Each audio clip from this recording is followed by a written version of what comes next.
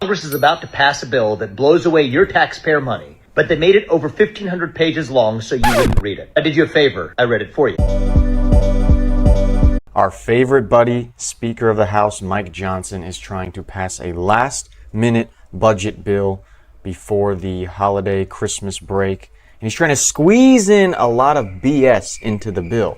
Congress is about to pass a bill that blows away your taxpayer money, but they made it over 1,500 pages long so you wouldn't read it. I did you a favor. I read it for you. It's supposed to be about keeping government operations open and providing disaster relief aid to hurricane victims, which I'm sympathetic to. But if you read the bill carefully, it contains pay raises for members of Congress, and I'm not making this up, an expansion of their federal health benefits. It contains all kinds of special interests and pork funding, including opening up a new stadium in Washington, D.C. It renews the Global Engagement Center, which is a key node of the censorship industrial complex. And the worst part is, they didn't want you to know about any of it, and that's why they made this a last-minute jam job. The reason I'm co-heading Doge is I think we need outsiders to bring actual accountability to Washington, D.C.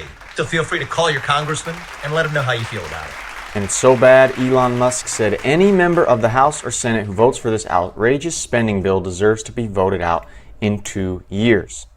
They're trying to pass a budget with a ton of things thrown into it, a ton of different acts or bills that should be passed separately. They want to throw it all into one thing at the last minute so that people from Congress and from the Senate can't go back to their families for Christmas.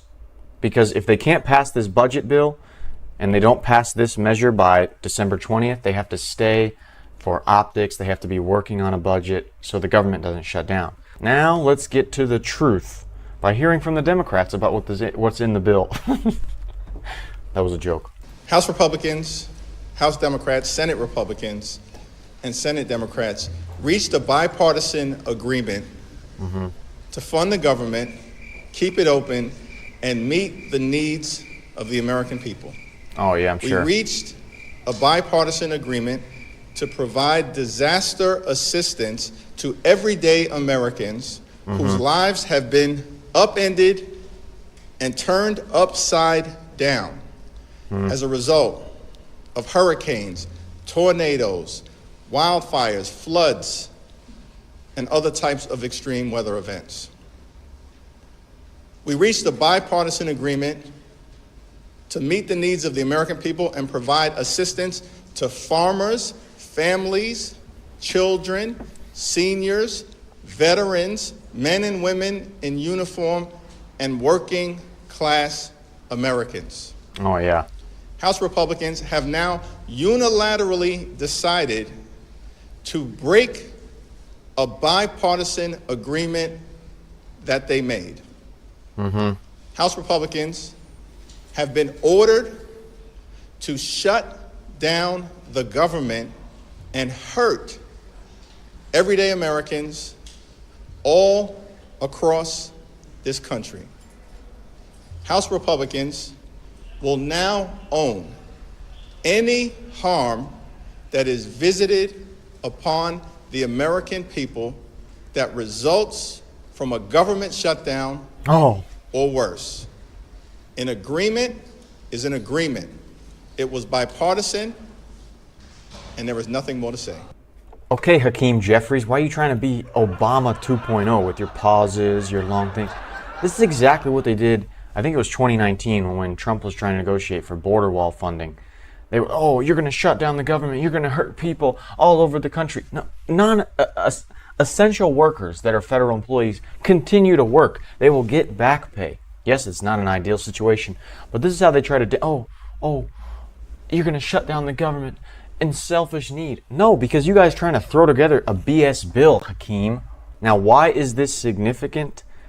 It's because there's a lot of shady stuff in this bill and the way that they decided to push it through at the last minute, despite previous statements by Speaker Johnson to never throw in a last-minute bill like this.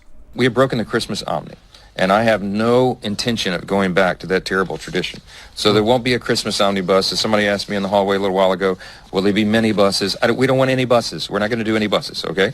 I know that you've been getting a lot of pushback from your colleagues on this, but why do you feel this is the best package right now? Well, this is about the only thing we can do. And let me explain what's happening here. I don't disagree with anything that my friends there just said because I'm a fiscal conservative as well. Remember, at this moment, we only have control of 1/3 of the federal government. We have a razor-thin Republican majority in only one chamber. All this changes in January, of course, thankfully because of the election. But right now, we got to do this short-term funding measure to get us to March 14th. This was the conservative play call. We don't normally like what's called a continuing resolution, a CR, but in this case it makes sense because if we push it into the first quarter of next year, then we have a Republican-controlled Congress and President Donald J. Trump back in the White House will be able to have more say over the funding decisions for 2025. Now, that would have been an easier thing to do, but then we had circumstances outside of our control. We had these emergencies that are required. So we had, as you know, a record hurricane season. We had Helene and Milton, and they just did massive destruction across our red states, frankly, in the southeast and the eastern side of the country. And then we've had farmers who are in jeopardy of permanently going under. They've had 3 lost years in a row because of Bidenomics and inflation and other circumstances outside of their control. And so when you cobble those two things together, there's a desperate need for that aid, and that's what adds another $100+ billion to the bill, and that's why everybody's uncomfortable with it. I am too. We have a massive deficit and debt problem, of course, in this country. We can begin to address that and shrink the size and scope of government in January with Republican control, but we've got to bridge the gap to get there, and we cannot leave our small farms and ranchers and our people who are devastated by the hurricanes out in the meantime. So that's the difficult part about this. That's what people are really struggling with, and I am too, but we have a responsibility here, and that's legislating. So he says one of the issues, the reason the farmers have been hit so hard is by inflation from Bidenomics. So to fix that, what is he proposing? That we give more government aid to farmers to offset that. What do we know about when you give government aid to people? Well, the money has to come from somewhere. Either our taxes, which have already been paid into the government, or inflation starts to go up because the government's giving out free money. The government gave out so much money in the summer of 2020, in 2021 from COVID, and then inflation just went through the roof. The money has to come from somewhere. So to combat the inflation that the farmers were facing from Bidenomics, we're going to give them money, which is going to cause them more inflation.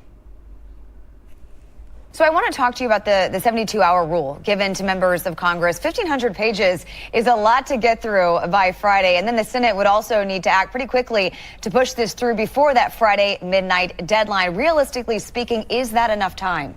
Yeah, look, the 72-hour principle is an important one to maintain. Obviously, we need legislators to read the bills before they vote on them.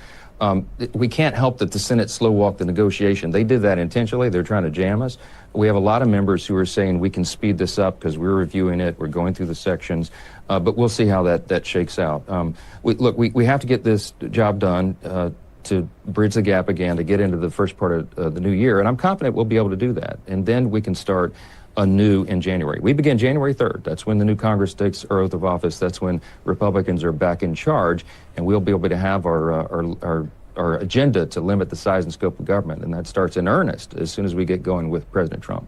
So yes, part of this is negotiations with the Democrats, so it's not necessarily that Speaker Johnson could get everything he wants in the bill, but there seems to be just way too much in this bill. All the extra spending, all the extra government aid. Why do we need to do that as Republicans? Is that just a Democrat push thing? Is that a Republican push thing?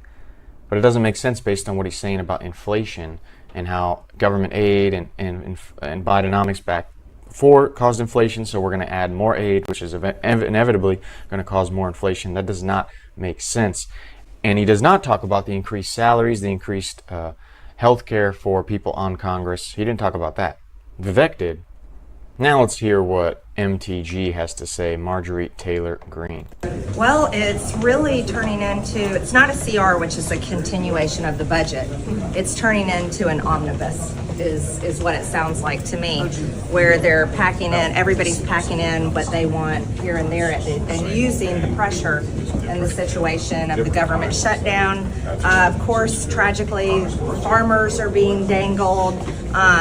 Americans that suffered through natural disasters, they're being dangled with disaster relief, and I think that's incredibly unfair And think about it like this: if this is going to turn into a 3-month omnibus, basically, then why aren't we doing the heavy lifting on, the upcoming debt ceiling situations that we have to deal with in March, government funding? But no, and we don't have any bill text. I have no idea what's in the CR except just basic things that we were told in there. And then reading often you guys' X accounts because somehow y'all magically know things oftentimes more quicker than I do. But reality is there is no CR text out yet. We don't know what's in it. And here we are. What is today? Tuesday? Yeah. Okay. So that's it. What is the mood of the conference? I mean, obviously you have been critical of Speaker Johnson in the past, but you seem to have, given him a little bit grace here since somebody else is running against him. What are your sort of thoughts on how he's handled the situation? Well, I haven't been in any of the conversations on building the CR out. So I haven't been involved in that process. So I can't criticize not being in the room. I mean, that's fair. But here we are today on Tuesday. We haven't seen any bill text. We're supposed to fly out on Thursday. We've had a long time to deal with it. So it's the same, basically same pattern of behavior. And here we are now. And that's what they do. They dangle over everyone, over the media.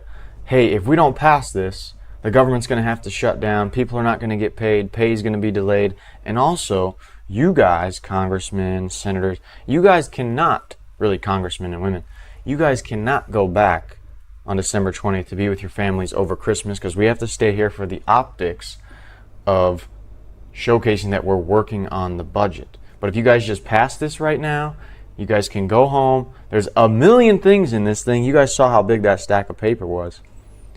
That just makes sense. Because Speaker Johnson did not talk about a lot of the weird stuff that's in this bill.